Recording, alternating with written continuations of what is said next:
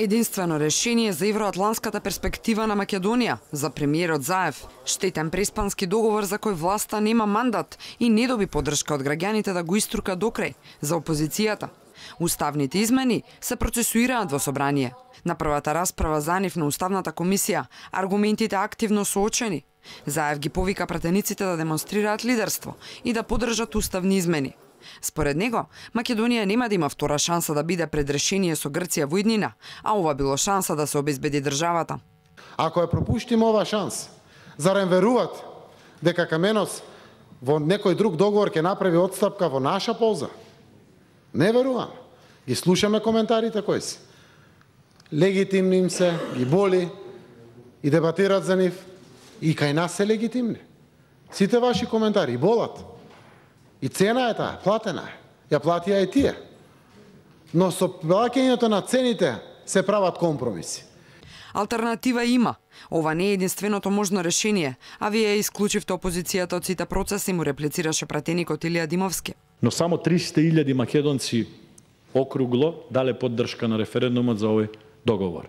Не случајно во едни други лоши времења, кога се потпишуваше Охридскиот рамковен договор, се трошеа денови и денови, месеци и месеци да се преговара, ништо друго не работеа партиските и политичките државни органи, беа сместени во Охрид и преговараа се до момент додека не најдоа заедничко решение. Не случајно. Зошто? Заради тоа што некој мудар тогаш проценил дека без двете политички крила на албанска страна и без двете политички крила на македонска страна, таков стратешки договор е невозможен да живее.